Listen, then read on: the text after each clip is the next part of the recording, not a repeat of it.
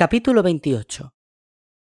El director del Lycée, con el nudo de la corbata aflojado, el último botón de la camisa sin abrochar y la americana abierta, mostraba un rostro congestionado mientras los sanitarios recogían sus enseres, que habían resultado inútiles ante el estado que presentaba la empleada. ¿Pero qué está ocurriendo este curso?, se quejaba entre aspavientos, dirigiéndose a un agente de policía que le tomaba declaración.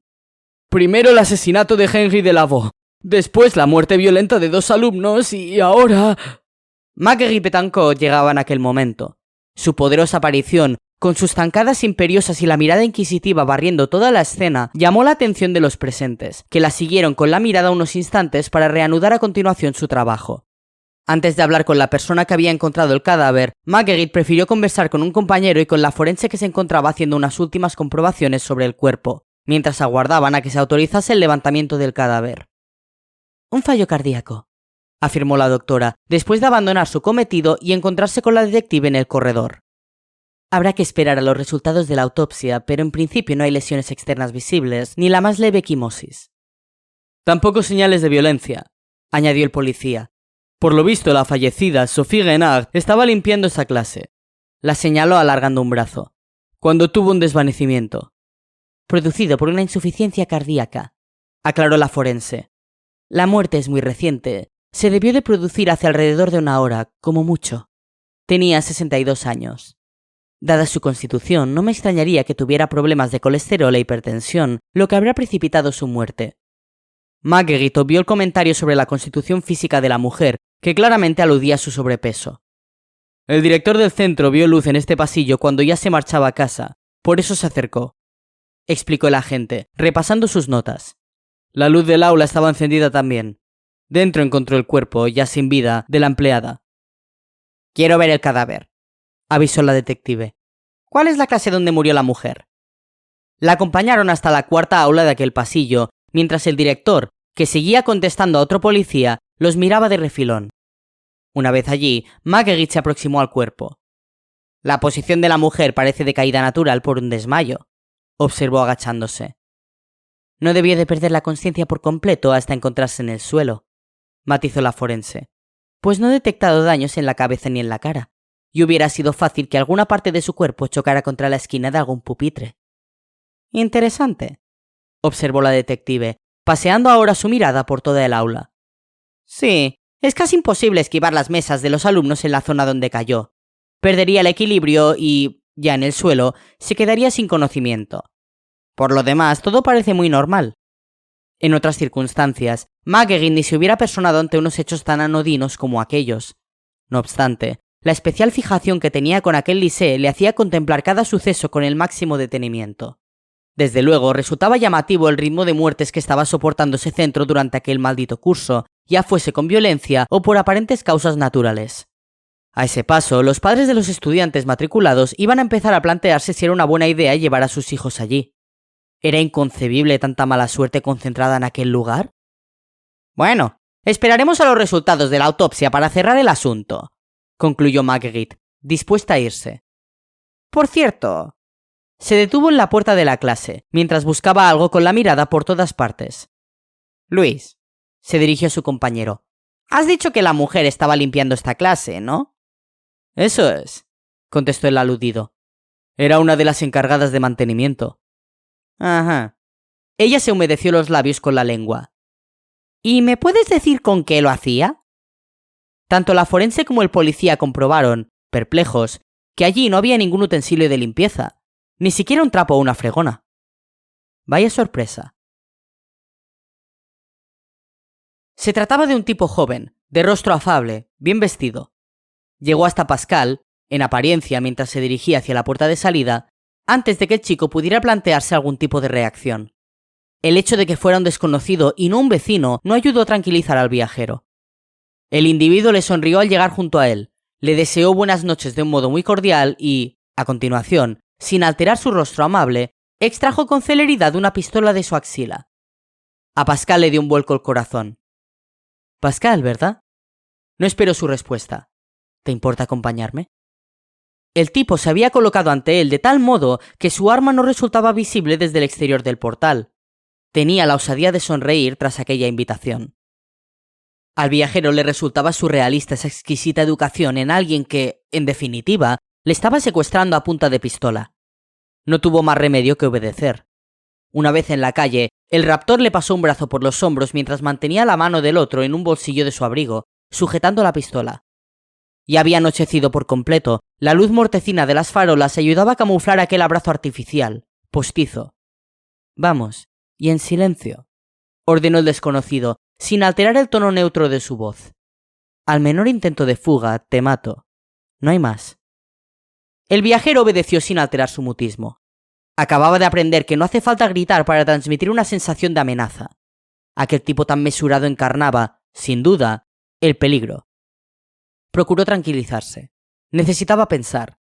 Acarició el bulto de la empuñadura de la daga bajo sus vaqueros, disimulando gracias a la camiseta, cuyo extremo inferior le caía por encima de la cintura. Incluso sin llegar al contacto directo con el arma, sintió el cauce energético que nacía de ella recorriéndole las venas. Aquello le infundió valor. Ya solo le faltaba alguna idea. En el exterior, el tipo que hablaba por el móvil junto al portal se había ido. Pascal lamentó haberse equivocado al centrar su atención en un desconocido inofensivo, aunque ya era tarde para recriminaciones íntimas. Ahora la prioridad debía ser otra: huir. Se fijó en el camino que estaban recorriendo y en las escasas personas con las que se cruzaban, escudriñando rostros a los que pedir ayuda de alguna forma disimulada. La cosa estaba muy difícil. Mucho. «Sin tonterías», susurró su captor a su lado, suspicaz ante los movimientos de cabeza de su víctima. La ruta que seguían estaba muy bien elegida, perfectamente planificada. Eludían las grandes avenidas recorriendo calles estrechas, poco iluminadas y, a aquellas horas, todavía menos concurridas. Pascal supo que tenía que reaccionar rápido. Alguien que tiene que llevarse por la fuerza a otra persona no deja lejos su guarida, o su vehículo. Y una vez estuviesen abandonando los escenarios públicos, las posibilidades de escapar disminuirían de forma drástica. Cada paso reducía sus esperanzas, las iba consumiendo dentro de su encogido cuerpo. «¿Te envía de qué?», se atrevió a preguntar. El otro no respondió, se limitó a acelerar el paso atenazando con más fuerza la pistola. Pascal adivinó el perfil de su cañón dentro del bolsillo. Aquello no era un juego. A pesar del infructuoso resultado que había obtenido su pregunta y del temor creciente que lo iba dominando, la mención de aquel apellido había resucitado en Pascal una información clave. André Veguet lo quería vivo. ¿Cómo podía no haber caído en la cuenta? Muerto no le servía de nada, pues entonces no podría ejercer para él como viajero, no podría transformarse en una máquina de hacer dinero tal y como pretendía el hechicero. Aquel dato, que anulaba el carácter letal de la advertencia de su captor, le otorgaba un nuevo aliento. Estimulado ante el cambio de perspectiva, Pascal se preparó para un violento giro que le permitiera zafarse del abrazo de su cazador por un segundo y echar a correr. Sí, al contrario de lo que pensaba, estaba equivocado con las instrucciones que habría dado Veguet a ese sicario, poco tardaría en sentir sobre la piel el impacto ardiente de una bala. Y todo habría acabado. Si el secuestrador hubiera podido distinguir las facciones de Pascal en aquel momento, con toda seguridad se hubiese puesto alerta y tal vez habría logrado abortar las intenciones de su prisionero. En el rostro del viajero había desaparecido la zozobra del indefenso para mostrar ahora las aristas firmes del rebelde que aprieta los dientes mientras trama su revancha. Estaba decidido a luchar, a defenderse. Pascal aguardó el instante preciso en el que, fruto de las diferentes zancadas con las que cada uno se desplazaba, el abrazo del desconocido quedó más suelto sobre sus hombros y, actuando con todas sus fuerzas, se agachó impulsándose hacia atrás. Aquella maniobra, tan rápida como repentina, pilló desprevenido al secuestrador, que, con una mano ocupada en un bolsillo, apenas pudo evitar que Pascal se desembarazase de su brazo y se lanzara a la carrera por el callejón más cercano, buscando quedar fuera del alcance de su vista y de su arma.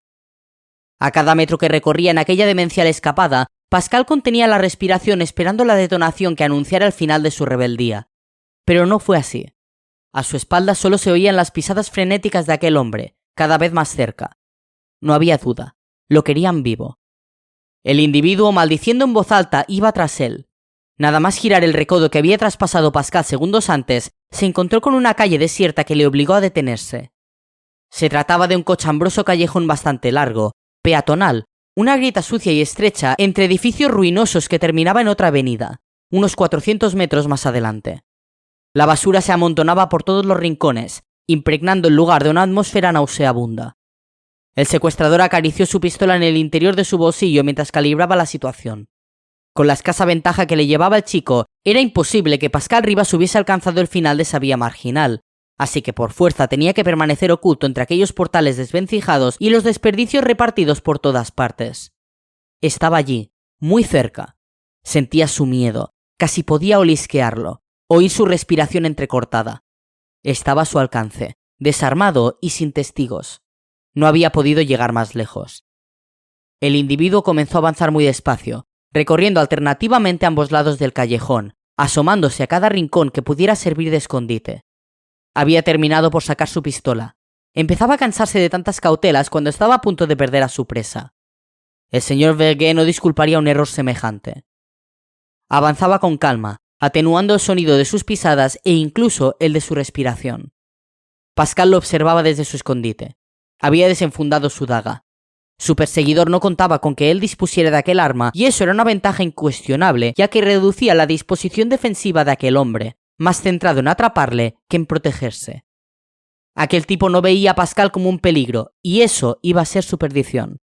Incluso entonces, antes de que se hubiera producido desenlace alguno, el chico se sintió orgulloso de su actitud. El viajero también existía en el mundo de los vivos. Cuando el desconocido estuvo lo suficientemente cerca, Pascal agarró una pieza de madera que había encontrado en el suelo y la impulsó en dirección contraria a donde él se encontraba. Se produjo un ruido seco cuando el bloque impactó contra un contenedor roto y terminó deslizándose sobre una zona sin pavimentar. El secuestrador era demasiado profesional como para caer en aquella trampa, pero no pudo evitar, por puro reflejo, volverse un instante hacia aquel sonido. A fin de cuentas, se enfrentaba a un adversario joven y desarmado, así que tampoco consideró necesario seguir todos los protocolos aconsejables ante una situación como aquella. Ese momento de desprotección, aunque breve, fue sin embargo suficiente para dar tiempo a Pascal a lanzarse sobre él, daga en ristre. Fue un único salto, amplificado por el instinto de supervivencia. En realidad, lo único que pretendía el viajero era herir a aquel tipo en el brazo que sostenía el arma. Había olvidado que la daga, en conjunción con su propia mano, adquiría iniciativa propia. Algo que recordó cuando fue incapaz de frenar los movimientos de la afilada hoja que, sin dar tiempo a nada, amputaron al desconocido la mano armada para a continuación centrarse en atravesarlo a la altura del pecho. Todo sucedió en décimas de segundo. El secuestrador cayó de rodillas, herido de muerte, sin emitir ni un gemido. En su rostro se había quedado grabado un gesto de absoluto estupor al verse superado por un chaval tan joven.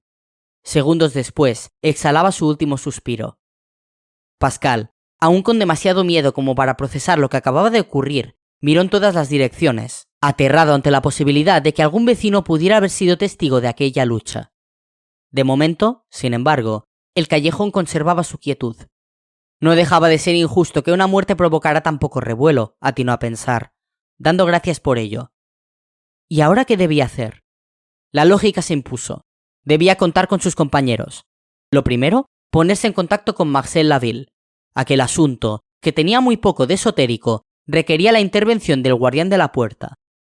En aquel momento Pascal descubrió que, dentro del equipo de conocedores del secreto de la puerta oscura, cada uno tenía sus competencias. Esconde el cadáver, instruyó el forense nada más escuchar el testimonio de Pascal. Y desaparece de ahí. Vete a tu casa de inmediato. Llámame después para indicarme que has llegado bien y dónde has dejado el cuerpo. Ya enviaré yo a alguien para que se deshaga definitivamente de él. Marcel, tapizando su angustia de frialdad, acababa de descubrir que el control rutinario al que sometían a todos los mediums era insuficiente cuando alguno se hallaba envuelto en planes oscuros. Aquella maniobra de Verguet le había pillado fuera de juego. A cambio, sabía bien que una de las ventajas del perfil criminal que debía de estar utilizando el hechicero para fichar a sus secuaces consistía en que, si aquella gentuza desaparecía durante un encargo, nadie los echaba en falta. Y eso al guardián le venía bien. Los tipos que acostumbran a moverse con invisibilidad en la sociedad se transforman así, al mismo tiempo, en víctimas muy propicias, llegado el caso de tener que liquidarlas. La única razón por la que Marcel había permitido, sin embargo, que trascendiese la muerte de Cotin era para transmitir una advertencia a André Verguet, para intentar frenar su desmedida ambición. Una expectativa que resultó ser excesivamente optimista, a la vista de lo que acababa de sucederle al viajero. Pascal se sentía seguro ante la determinación del forense. Qué agradable es obedecer, se dijo el viajero. Solo obedecer, sin pensar.